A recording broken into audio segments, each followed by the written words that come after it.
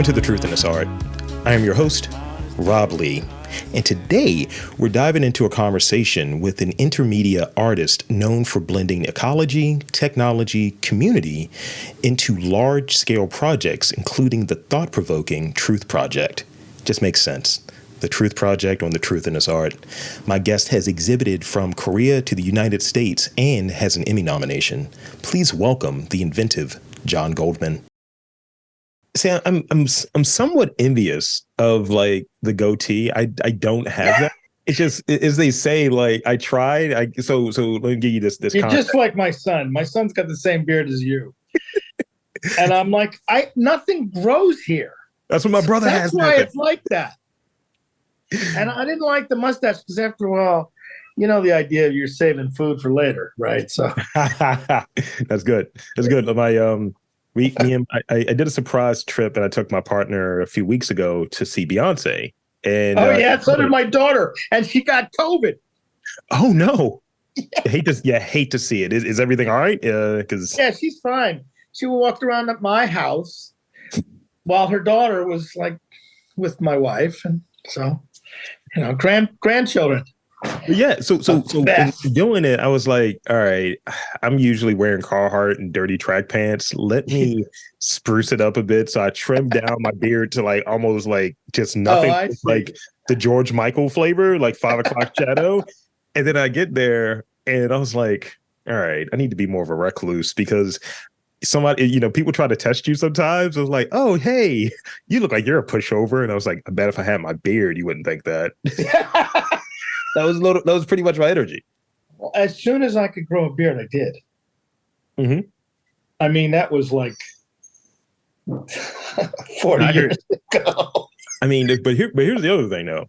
Like, I remember when I was in high school, I had like these really like wild, gnarly sideburns, but I couldn't grow any facial hair. So like, that's about 20 years ago. I'm like 38, right? And it's one of those things where, when is this ever going to connect? That's sort of the like. I don't think it ever will.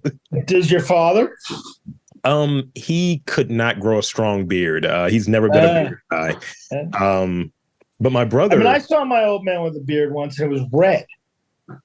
So mine was first red when I started too. But I you know, this is the true sign of geezerhood, ZZ Topism, and a real love of Dr. John. What can I tell you? Nice. Anything that comes out of the meters, you know, it's all good. I love it. So let me give you, as I'm over here sweating, because it's super hot in Baltimore. Is it? Yeah, it's 110. It's not that bad. It's not that bad, but it's just super humid. It's probably like 90 something, but it's just really humid. I could never live there. I grew up in Philadelphia, so that's why I live on the Cape. Are you kidding? I travel up to Philly and I've been trying to like get into that scene a bit more. Because really what happens is, because I see a lot of similarities between Baltimore and Philly. And you know, I try to go up there and I did like a month worth of interviews. Like literally I put out one per day or nearly one per day. Yeah, I saw. So I'm planning on going back up and doing more. Black Star Film Festival reached out and I did some interviews for them. And so that's cool. But it's still one of those things of when you talk to people, and I had a lot of conversation about that today about sort of funding, because this is an unfunded project and I'm at this stage where it's you need funding. Cool. And who doesn't? Yeah. And, you know, then sort of the thing is, I, you know, get all of this sort of, hey, Rob, we love what you do. And these different institutions or organizations will reach out because I can get to the people they can't get to. But then when it comes around, it's like, oh, yeah, we don't really have the funding for this and so on. And wait a minute. Whoa. Uh-huh. You see my skin color? See my age? Forget it. This is, I grew up in Philadelphia going to Quaker school. So it was all about equality. Mm-hmm. So, I mean, my bottom line is it's impossible to get traction. It's very hard. And you only can do it by one thing. And that's perseverance. It just, you have to do it and almost, okay, I have a great friend who is one of the best artists that I know, and I know a lot of artists. He's 72. He's dying of stomach cancer. Bladder cancer. But he's still working, and he's building a biplane. I'm still helping him build this biplane, which will use a computer, a robot to both steer it and to disperse a genetically modified liquid that will temporarily change the color of what he sprays. So he's basically painting with a biplane, painting with a biplane glider. He's got a peg leg. He's a character. And he's always telling me, Jonathan, forget about the money. Just do the work. Yeah. Now, this guy has really, he pioneered bioart, art about biology, art using biology. So one of the truths that I was going to tell you about, he is going to pull apart DNA and spell the word truth. Wow. It's called kernel of truth. There's two of those that I'm working on a nanoscale at MIT Nano Lab. Okay. One of which is called grain of truth, which uses silica, and it does it with a scanning electron microscope, and so the word truth will be written onto that piece of silicone at a nanometer wide. And the other is the kernel of truth, which is actually taking apart DNA. Yeah. The nucleotides, you've seen the nucleotides, they go like this, right? Yeah. But when you pull them apart, you can make them in an outline of the word. Got it. It's fucking cool. Anyway, so he's going to tell me how to do that, and we're working on that. So hopefully his surgery for removing his bladder isn't until October. So hopefully we can get something done between that and my son's wedding. It's all good. But I got a lot of stuff going on. It's all crazy, but it's really, I get it. I mean, ever since Reagan, we have struggled so hard to get money for the arts. It's been a real uphill battle because in this country, we really do not understand the value of cultural, of culture. We don't prioritize it. We barely teach it. If we teach it, sometimes we teach it poorly. Yeah. When I meet young artists these days, one of the things that really astounds me is the lack of knowledge of the history, And, when you talk about art, one of the things that is really very important to my mind is that, it really depends on time more than anything. It's so if we're looking at the Impressionists, we're talking about a new way of seeing, where there's this weird collision between science and art, which starts really at the Renaissance with things like Kepler and Leeuwenhoek, who made the microscope. He's looking closer and closer. So you jump ahead maybe 50 years, and you are now using the idea of atomic research or understanding atoms at a really, really micro scale. And so Cubism gets to be a reflection of how that kind of thinking comes about. Yeah. And I come out of a school at MIT that frankly doesn't even exist anymore, which makes me insane. Don't get me started about institutional change of important art movements in universities, which are also rare. But this was the American version of the Bauhaus. Okay, because Laszlo Moholy-Nagy was the head of the photography department in Weimar, and when he came to the United States, he brought his assistant, whose name was Georgi Kepes, and Georgi Kepes was a Hungarian. They're both Hungarian. He was a Hungarian painter, photographer, and editor of many different publications, but one of the publications that he did was called The Landscape of Vision. And basically what he was trying to do was make these links between visual thinking. Yeah. The link between science and art is very old. Yeah. I mean, look at Da Vinci, of course, but the idea of those that can come up with ideas that are exceptional, that are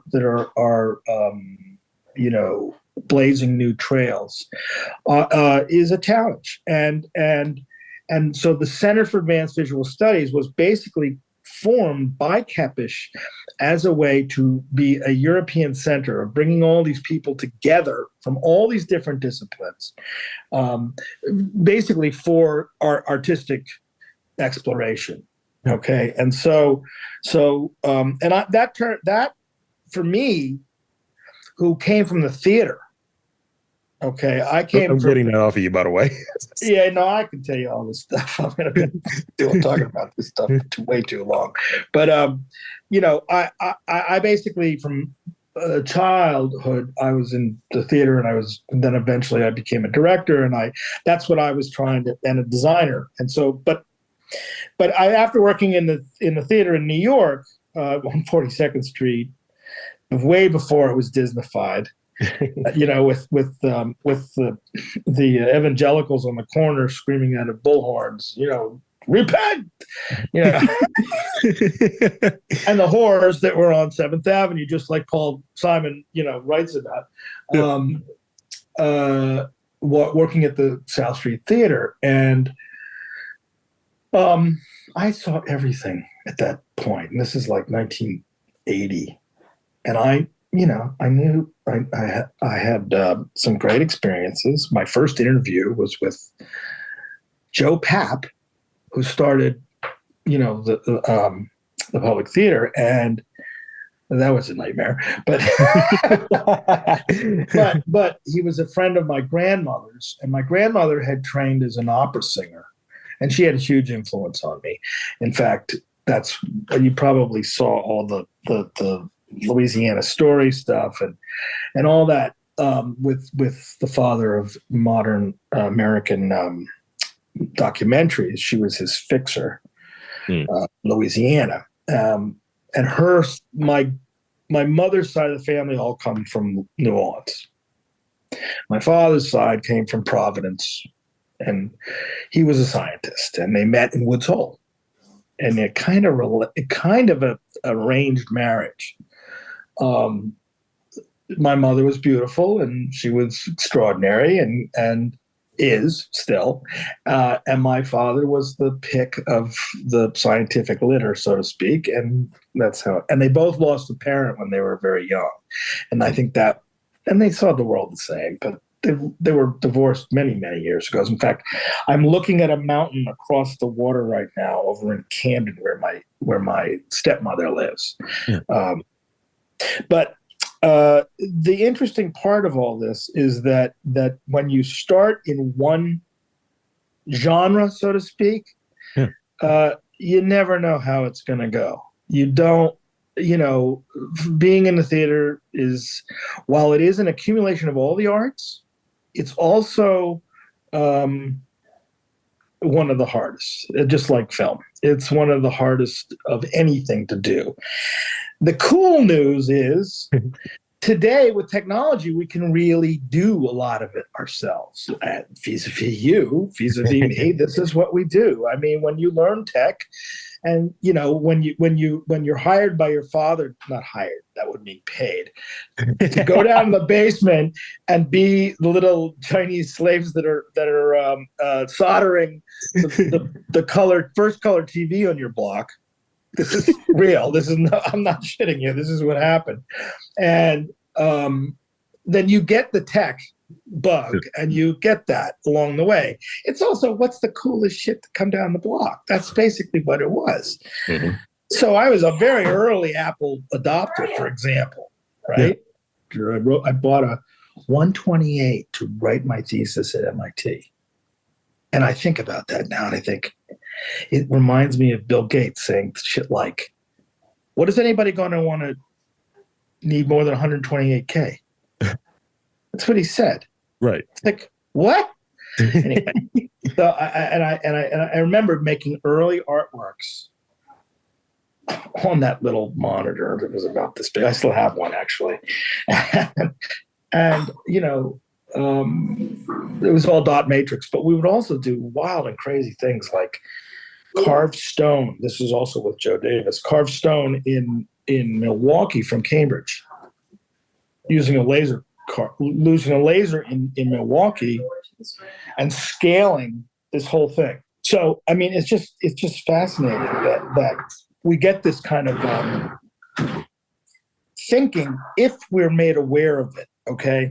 So when I say like the Leeuwenhoek stuff, you know, and how we see, this is stuff that still gets regurgitated. People like David Hockney, who several years ago wrote the book trying to discuss how Vermeer painted with optics.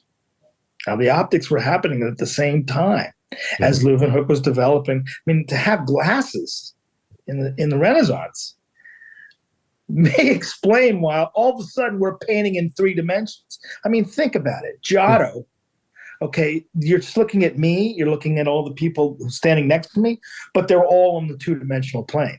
Right. So that, but then you get Caravaggio, who looks like he's got a fucking camera. I mean, beautiful. So he's one of my absolute favorites, as is Monet. You know, Monet makes the next leap, which is to say, I'm not going to use. This is This is the birth of realism. He's not going to use actors or models to stand for the paintings. He's going to get real people at the burial site when he paints the burial at Ornans. Oh. And that, all of that, and the key to that, as a piece of art history, is obvious in terms of the ability to render things very, very well. And this is stuff that I learned at the Academy in Philadelphia. Well, we called it the Academy then, but now it's called the PAFA, Pennsylvania Academy of Fine Arts, which is the oldest art school and the oldest museum in the country. And it was a block away from where I went to kindergarten to 12th grade, and what some are argue to be the oldest private school in the country. It's a Quaker school. This has nothing to do with Quakerism. although the 2 things that I do belong to is I go to a Quaker meeting, which is that Quaker meeting. And then is the temple that I belong to, mostly for my wife. But I do it because I really like the rabbi. He's a nice guy. But anyway, I'm not religious. I do. My religion is creative thought, creative output, and that's where I spend most of my time. But the money part of it is really corrupted everything, and it is really, I think, it has really fucked it all up, and it's gotten to be such a almost perverse place, so that the Damien Hirsts of the world can make crystal encrusted skulls, or which is for the money. Or Jeff Koons, who actually contracted us back in the day when my wife and I had Goldman Arts, when we were making large scale inflatable sculptures. Because he wanted us to make these balloons, but he really wanted them made out of a permanent material. And the whole point why I was making inflatable stuff is because I was embracing this ephemeral thing. You don't, even in your own house, You hang something on the wall, unless you are a curator or some kind of whack job that wants to move their artwork off the wall all the time and change it around, which is fine, great, do that. But I'm saying to you that hanging stuff on a wall, you don't see it after a while, right? You nerd to it. What's the thing that people call it? And I've used it in the past as an insult for people. It's like, you're wallpaper. You're just ambiance. Yes. You're not a and even if it's my artwork, it drives me nuts. I've got this huge one from my animal series, right? I did a huge honeybee. I mean, it's gigantic. It's like probably 60 inch. The thing itself is probably at 60 inches. And then there's the paper that's all around it. But it's after a while, you don't see it. So I have to put it away because I don't want it to be trivialized in my own mind, or in some ways taken for granted. So let me step back because I feel like I'm getting off, sure. And I'm not even doing my job right now. Yeah. It's okay. I'm just talking. So no. And I think that gives me a lot for sort of the first question, my sort of introductory question, which is fantastic. So what I want to do now is kind of like shift into sort of like the other elements of the interview. And I forgot to tell you, you've listened to this podcast before, so you know that you get the rapid fire questions as well. Everyone gets the rapid fire questions. All right, that's fine. All right, so here's this next question. Let's talk about the Truth Project a bit. Give us sort of like the rundown for folks who are unfamiliar, undipped, as it were, and elaborate on some of the inspiration behind it. Because the truth in his heart, the Truth Project, just feels like it's a natural fit. Well, for the time, for certain. I mean, when you start looking at stuff, either in any media, that word comes up. I took some notes, so I'll be referring to those. But basically, the first and most important thing was the Trump election. Okay, now I have a special little inside knowledge because I worked for him. Not directly, I was a subcontractor, but I was a subcontractor who got paid. That's huge when it comes to that guy. And I was just so, as an artist, I was sick and tired of the lying. I'm still sick and tired of the lying. Everybody is. I mean, take the goddamn microphone away from this guy. I mean, that would kill him. He wouldn't know what to do. Because it's like watch his head explode. Great. It's like that great scene from Monty Python when the guy eats the last drop and then explodes.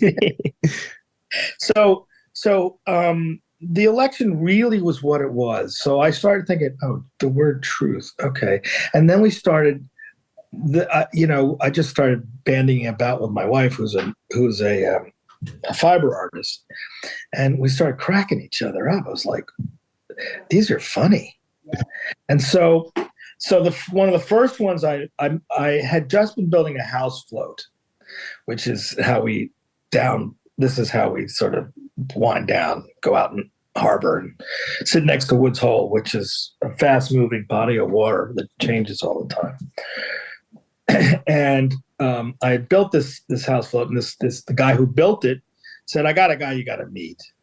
So his name is Denny Grant, and he has a company called Grant 3D, and they're in Falmouth, Massachusetts, and he basically does CNC. My builder said, you really should talk to Denny because he could make some of your pieces for you.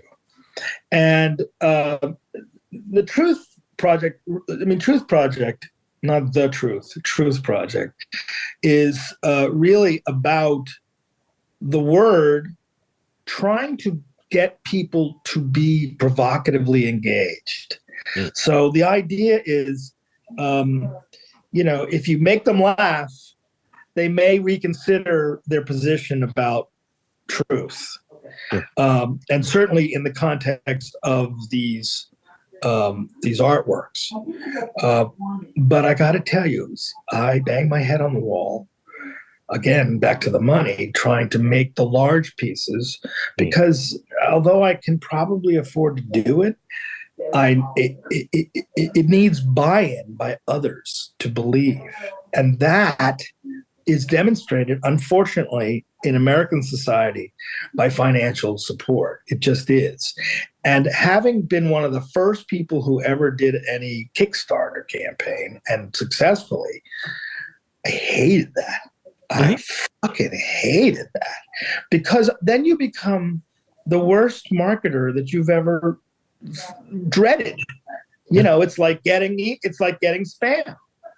And you're making spam. So that's like, oh, I don't want to do that. And so my co-producer, Daniel Nyden, who you should definitely interview regarding his the film project that he's trying to get off the ground called Bollywood and Vine, which is based on sort of a gay trans version of the Norma Desmond story, which, you know, it's wonderful. And he's getting support from people like your very own John Waters. So I say that it's Baltimore, but Baltimore. Did I say that right? Depends on who you ask. Huh? Depends on who you ask. Yeah. Okay. Fair enough. I mean, I'm here with childhood friends from West Philadelphia, and we love just talking in bad Philadelphia-ese, you know, just because it cracks us up. So going back to the truth, the challenge is how do you 64-year-old man who has shown consistently for the last 40 years, but never had a gallery, primarily because when I was making inflatable things, it didn't fit inside the gallery. They were too big, right? So, I mean, and then trying to convince gallerists to actually take you on. Mm-hmm. And that's a double-edged sword. So about 1987 or 8, my wife, who remarkably, her name is Nicole Goldman, and she actually she got her master's at NYU in an MBA, but in arts administration. So it's kind of a match made in heaven. And we were sort of what, I don't know why I use heaven as a reference, but you understand what I'm saying. So, I mean, basically the thing was to be able to bring my work into a larger format and make some money at it. So we did Goldman Arts, and Goldman Arts were these large inflatable sculptures for buildings, and mostly for entertainment companies and for museums and stuff like that. And it was a 20-year period of incredible output. You can see all of it at goldmanarts.com, which is an ancient site, but you know, whatever. You get old and you get tired of doing that crap. So, and I would do it all myself. So I was like, but I really do think that there is this whole very important question that needs to be answered. And the reason I was doing this was to try to prepare for 2024. And I wanted to make sure that this bastard was not getting back in there. Just because he single-handedly, as you well know, as probably your audience knows, has completely decimated the potential for smooth transitions between elections, which is such a fundamental essence of what it is to be a democracy in the United States. Well, I don't think we're united anymore. I think we are 50 or 52, depending on who you're talking to, countries. Mm-hmm. Okay, so if I have to get an abortion, not me, but if some woman has to get an abortion in a state where that's limited, you have to cross a border. This is insane, and all of this is allowed because lying and truth are the game. And so the lying part of it so I'm trying as an artist to present this word on a platter, basically, and say, look. So one of the first ones that I did with Denny Grant, who made it out of MDF, and I would cover it. So I was in LA, and Nicole was looking for some fabric for one of her fiber pieces, and I was the first one to walk into this big, huge fabric supply store, and on the top of this was in Venice, California, on top of one of these huge columns was this bright orange, it's kind of like a rug, but it's bright orange fur. I was like, oh, I want that stuff. That's perfect. And I didn't expect to go in there, get anything, and bring it back to Massachusetts, whatever. So I bought a whole bunch of it, and I cut it up and put it around his letters of truth that he carved with the carving table, and it's called The Fuzzy Truth.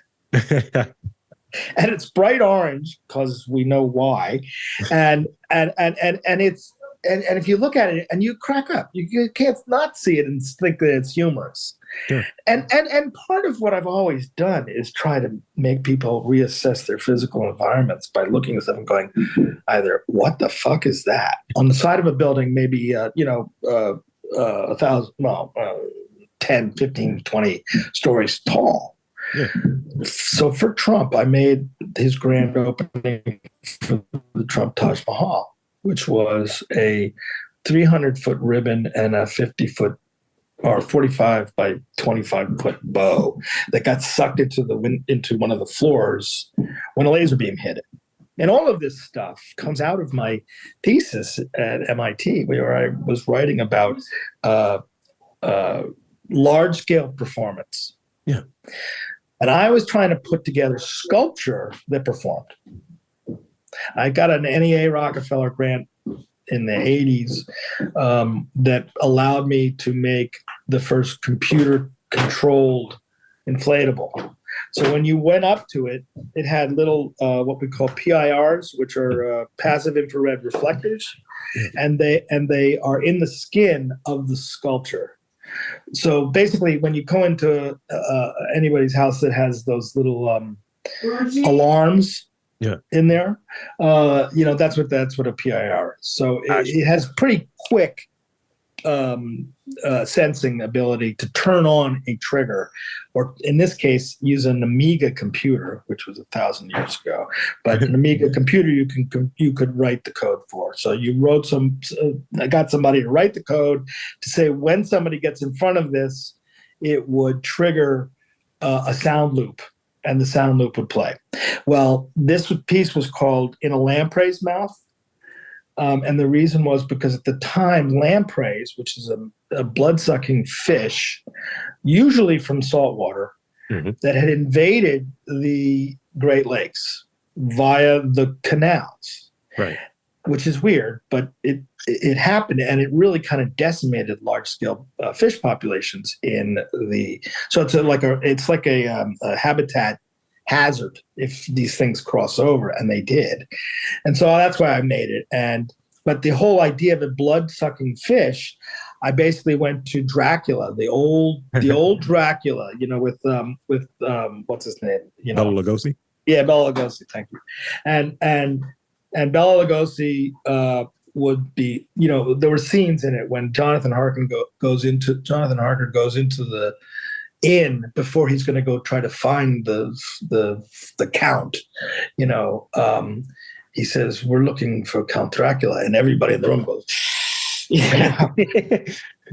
like kind of like Nosferatu,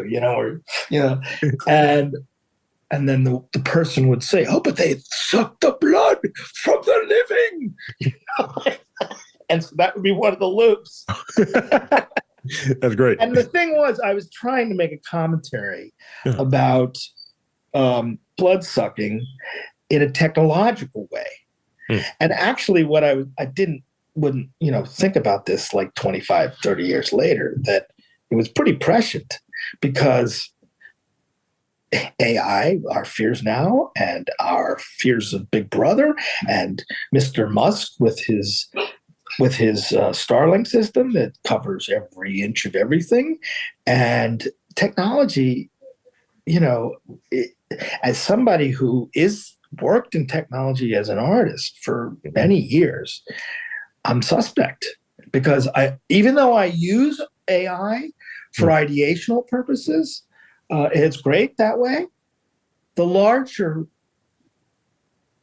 enunciation through algorithms will be very penurious over time, not necessarily positive.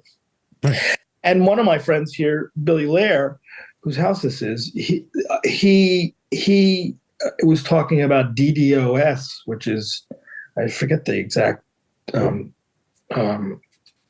what the acronym stands for, but bots are now thinking. Well, the game theory behind thinking about it is about how do you defend yourself from these things. This is like strategic thinking, and I'm not sure how to address that particularly as an artist, although I think I was making commentary on that when I made In a Lamprey's Mouth, because it was trying to make some kind of statement that, be careful what you wish for. It may be easier for you, but when I see a whole generation looking at the Black Mirror, I get really concerned. And I've been talking about this recently with a lot of folks. When we were kids, home economics was thought of as a complete bullshit waste of time. And now I'm thinking, oh no, it's not.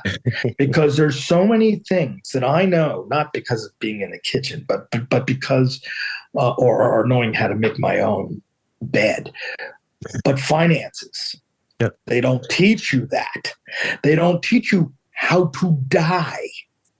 Well, that's one of the things, though. I have these conversations with folks, who have you, and I wanted to be an artist when I was younger, specifically in comics, right? And I was sketcher, illustrate, all of that stuff, and we got to the stage where it's just like, consulting with my parents, it's like a business really makes more sense for you. Let's do that. Let's go after that. So now both of those kind of serve, similar purposes, having sort of this artistic sensibility and interest, in addition to like knowing and having the business savvy to organize something, to write an email properly, to know analytics and marketing and things of that nature. And then, have these conversations with folks who've recently graduated, from art school, and they're like, we don't have any of these skills. And then suddenly you have someone with an arts administrative background that has the secret sauce that's going to help you find funding and get that exposure that, many folks crave. And I'm very, you mentioned AI, I'm very sort of suspect of it, because of the nature of what I do. I'm like, there's so many magic bullets thrown out there of, you'll do this to be successful. It's just driving you to make content. Just sort of on that thing or what have you. I'll say, like, we see all of the stuff, and we know we have the writer's strike and the Screen Actors Guild and all of that stuff, right? And I remember. And that's not going to do anything. But I'll tell you. And sort of the thing is, I remember, having this meeting in work, and we were talking about sort of like AI, ChatGPT, and everyone's like, "Oh, it's going to be able to write my stuff a little bit better. I'll be able to do a new resume." And I was like, "You guys think this is a bit? This is going to impact your job because you don't know how to use a computer." And I'm thinking through these things, and when I saw that story about James Earl Jones was retiring from being the voice of Darth Vader, but they still have stuff with Darth Vader, I was like, oh, they have enough of this audio that they can stitch a bunch of stuff together. And I was like, that's going to be used. Not cool. And that's cool. One of the things. So, in doing all of these podcasts, over 600 at this point, I was like, I'm just ready for AI Rob to happen. Just a prompt to pop up. And I was like, I never said that. I'm just waiting for it. I'm just waiting for it. It'll never happen. But it is sort of one of those things where, you never know what could happen. Like before, you and I got on this call, I get a call about from some telemarketer, and I'm like, it could be used for something like this. Businesses are getting more and more savvy, and you hear reports, and and I think that drives a lot of these things. But you hear reports, you read reports about this next multi-billion-dollar company is going to have 2 employees, and everything else is going to be bots and AI and so on. And folks think it's a bit and it's a joke, and they just kind of keep playing into it. And it hits these other areas. Like, I know that the sort of digital space, the digital artists, what have you, graphic designers and all, they have to have been impacted. Oh, for sure. And again, I'll give you Billy's contact. Yeah. But he's at MIT, and he specializes in the telecom space, and there are malfeasant developers who obviously make malware, but they're also, they may be libertarian in their thinking, where they want to tear shit down and start over again. And frankly, these societally ending things that come from tech that have no laws, where tech, in the course of my lifetime, in the course of time that I spent a lot of time in Silicon Valley doing work, they are not necessarily thinking any differently than the get-rich-quick scheme. Mm-hmm. And the bottom line that I've learned, if I've learned anything over the past 4 years, is the only way to get there is work. Art is work. Thank you for saying that. And it's not necessarily easy work. So when I see all this stuff, and that's what it is, it's filler. You can call it wallpaper. I call it filler. Like everybody and their brother, and saying, see what I did? Aren't I talented? I mean, is this about your ego, or is this about trying to add something new that wasn't there before? Okay. So one of the guys that I studied with was named Otto Piene. He died about 5 years ago. He was German, and it was through him that I learned about the ideas of what he had come up with called sky art. It was a whole medium that basically was talking about everything having to do with the sky, from telecommunications to actual physical artworks like inflatable things in the sky. It talked about space art. It talked about long distance telecommunications events, all that kind of stuff. And it's a different way. It's a new way. And he came out of Germany. He was a brown shirter, which meant that he was a Nazi as a child, because at the end of the war, they grabbed any warm body that they could and shoved a weapon in his hand. Okay. And he studied philosophy a lot when he was coming up. But his whole career, basically, as an artist, was to try to make peaceful use of the sky, right? Because his idea of seeing the sky was, explosions and death and destruction and all that kind of crap. The same was true of Aldo Tambellini, who was another friend of mine, who was the father of video art. He was at one point he was growing up in Italy. He was born in Syracuse, but in Syracuse, New York, but he grew up in Lucca, which is near Pisa. And he's leaning his bike up against the wall, and the next thing he knows, he's on the ground covered in glass, and an errant bomb had been dropped by American B-52s after the war, and destroyed everything that he knew. This began a huge artistic quest of black. He was well known as the sort of the father of experimental theater in New York.